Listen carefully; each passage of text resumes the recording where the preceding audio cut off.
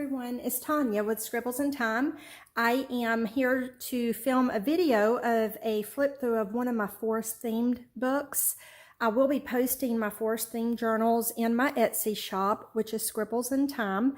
And as I post the books, I will be doing flip throughs of the specific book so that if anyone is interested in that book, they can come and watch a video and kind of see what all is inside of the book. You can ask me questions below in the comment section. And I'm going to go ahead and do a quick flip through. I'm going to try to keep these as short as I can, but also describe everything that I can. So as with most of the forest themed books, or all of them that I have done so far, I do have the metal plates on the front. All of them are handmade with like a medium weight chipboard.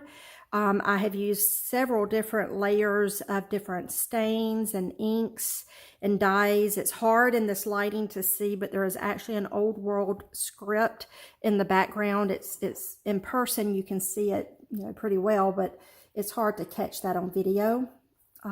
I'll flip it over to the back. You may be able to see it better on the back. I can't turn off my overhead light because that's how you're going to see all of the other stuff, but I think the overhead light is kind of making it harder to see the script. I do have it's a clear matte, like a spray varnish that I have put over the exterior of the books just to help keep them they're not waterproof by any means, but if something splashes on it, I didn't want it to cause a discoloration or anything. So I've kind of coated the outside with a very light coating of like a clear varnish to help protect them. And the front plate of this particular book says, "Enjoy the journey." It's layered with a little bit of the muslin, some cheesecloth, kind of a mossy effect, and some burlap. Obviously, it has a illustration of a deer with the greenery around it. Coming down the side is a bundle of like twigs and greenery, some sticks from my yard. I do have this all bound together, not only using some twine there, but I also have a wire that's kind of covered with this mossy look.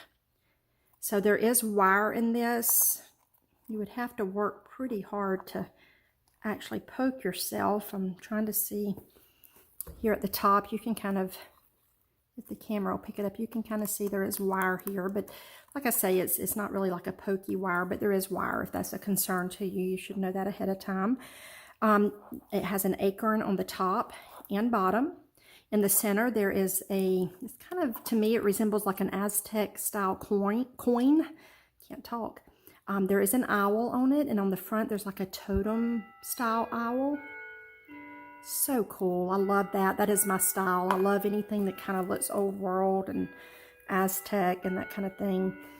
Anyway, there's the front. So the side, you can see the signature stitched in. It is a like a muslin side with 3 signatures. And then I've already shown you the back. We'll measure from the back. It is 7 by 9 inches. So that's 7 inches by 9 inches. The spine is 2 3/4 inches, not counting that bundle of twigs. Now, if you're needing to know the width with the twigs and the acorn charms, you're looking about 3.5.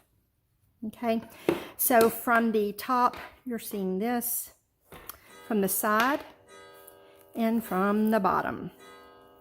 There are some type of beads. I don't know what you call these. They're very earthy tone. They look like kind of like a polished rock. They're very cool. I love these beads, but they're definitely very earthy looking. Love those. So those are hanging from the centers of the first and last spine. The book consists of about 116 pages. Some of the pages are pocket pages, and then I've added extra journaling pages in here as well. And from the side, I call these the side and top personalities. So these are called raggeties, or that's what Nick the Booksmith calls them. So I learned this technique from one of her videos, and it does have greenery with rope. This is a medium chipboard, and this is just kind of my rendition of a raggedy. There's fabric with some gesso, an image of a squirrel with stitching around it. I do love the messy stitching. Of course, this is not stitching here. That's just a string there, but my point to that is to show that I do try to leave the strings. They can be cut off. I just do not cut them off. I particularly like the look of the strings, but here's an example. But if the person, you know, who gets the book wants to cut those off, they can. It's just I didn't want to make that decision for someone. Fabric on the back with a quote and some burlap and muslin. Lay that to the side. Let me take out the other one. The other one has the top and bottom personality. Again, there's sticks from my yard. There's some rope. There is rope here on the front with a picture of a fox. Burlap down the side with some muslin. Some of that mossy effect there. And then some of the burlap fringe. And then the bottom is also the greenery. When you flip it over, it's also the medium chipboard. There's a feather with a quote. And just some collaging in the back.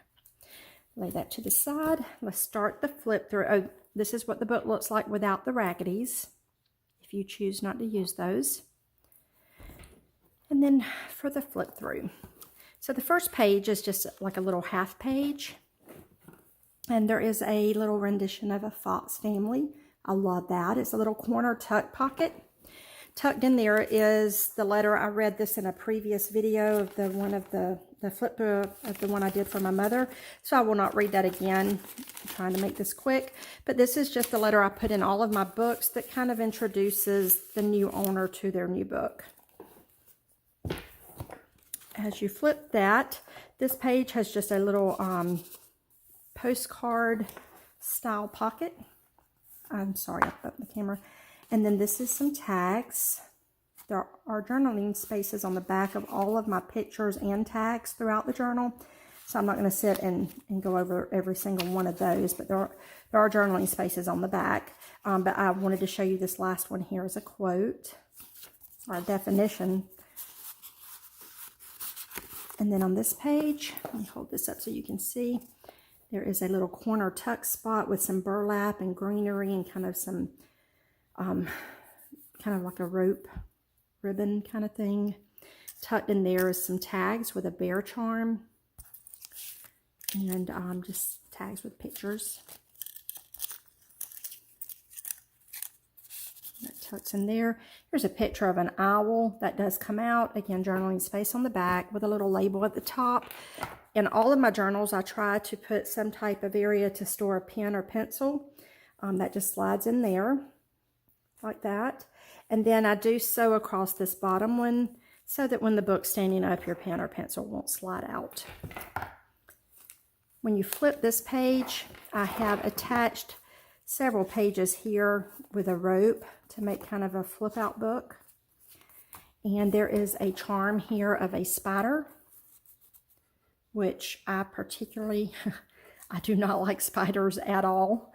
It is removable. If that's something that creeps you out, you can remove that. But I thought it went along with the forest theme, and I liked it for this particular situation. So there is journaling space. This is an Edith Holden page.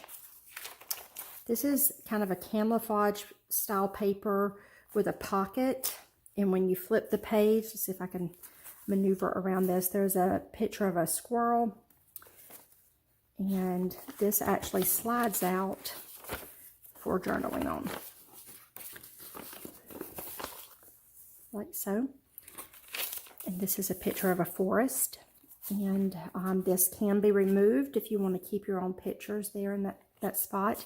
This is an empty little pocket here that you can put your own stuff in. You can put movie tickets or whatever, you know, you like to go in there. This is the center of the first signature, and it's a picture of some leaves. This is where that bead is attached that hangs out of the bottom. This is the other side of that envelope with a picture of a bear. This just demonstrates what you can use these envelopes for. Pictures and cards and receipts and tickets. Picture of a deer. This is a pocket. Some more items that demonstrate how you can use the pocket.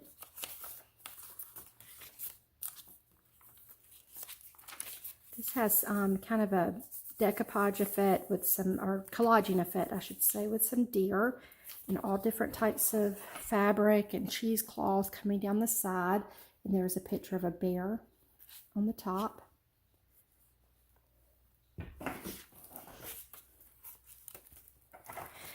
And this page here has a little corner tuck spot with a deer. I really do not have anything tucked in there other than just the edges of that paper.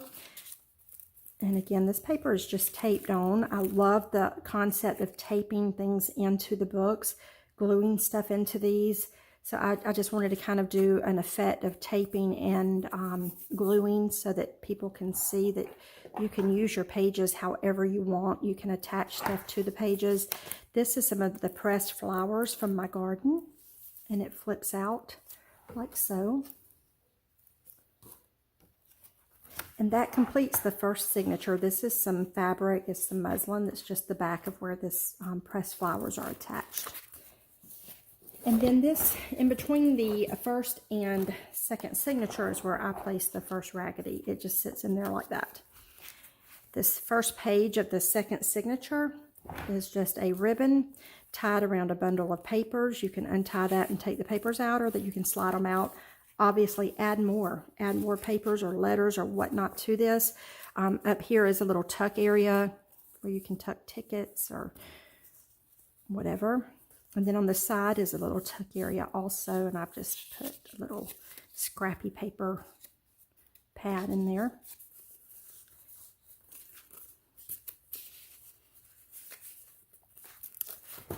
And here's a pocket with inset pictures. This is some type of Southern Oil Store coupon and some foresty green picture there. This here is a little pocket collage of a deer and a little notebook in there. And it just slides right there into this little pocket, like so. This bag is just something you can use to put stuff into. I don't fill all of my pockets and bags just because this is already getting so full, and I want the person who gets the book to have room to add their own stuff into the book. So I try to leave plenty of space for someone to add their own personality in here. This is some type of like piano paper. It's textured. It's really cool. Here is just another pocket with inset picture and paper. This is a pocket here, and this is the center of the second signature. And this side also has a pocket with paper in it. This is the other side of the piano paper with a pocket. This is a postcard. There is not a year on this postcard, and it has not been used, so you can actually use this. I mean, you can tell that it's older, but I don't know what year. If I had to guess, I would say it's probably from the 70s, but I don't know. This is an envelope with some paper.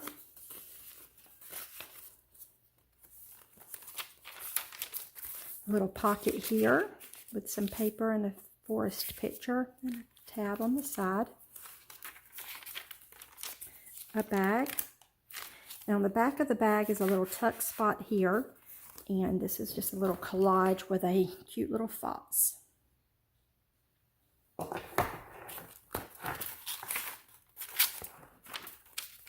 Pocketing with inset cards. This is just a stack of papers. I've got to cough, excuse me. It's funny, you know, when the camera comes on, that's always when my throat gets dry and my brain turns to mush. This is between the last two signatures, and this is where I place the other raggedy. So it goes in there like that. And this is the last signature. This front page of the last signature is a top pocket, and I have an envelope slid in there. There's an owl picture on that page with some trim coming down the side. This is a book page pocket here with some pictures in it and paper for journaling, and a picture here at the top. This is a bag with some bunny rabbits. And inside of it is a little forest style book. And it's stitched down the center. And tuck that in there, like so. This is a little pocket made with a picture of a fox. There are some tags in here with sari silk. Just tucked into that pocket. An Edith Holden page.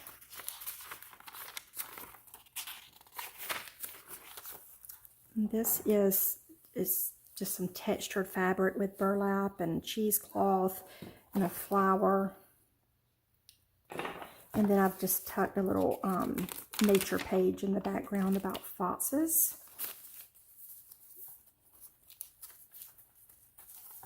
This is the center of the last signature. This is where that other bead hangs from. And it's a picture of leaves.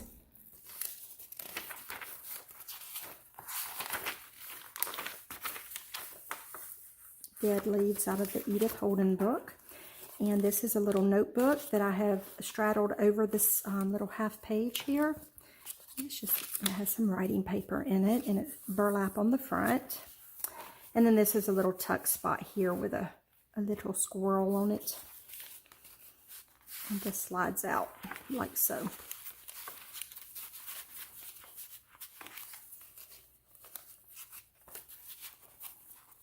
There we go. This is a little half page with paper, like a notebook style paper, tied on with rope. And there is a bear charm. Let's see if I can get that in the camera view. Little charm of a bear. And then the last page here has a pocket. Here at the bottom is a fox with a little book inside of that, like so. And then there is a picture of some bears and a little card for journaling on. This just slides right back into that little pocket flap there. And then there is a picture of a bear here on the top. And that completes this flip through. If you have any questions, comment below. If you like it, please hit the like button. That encourages me. And again, this will be on my Etsy shop, Scribbles in Time. And thank you so much for watching. Have a blessed day.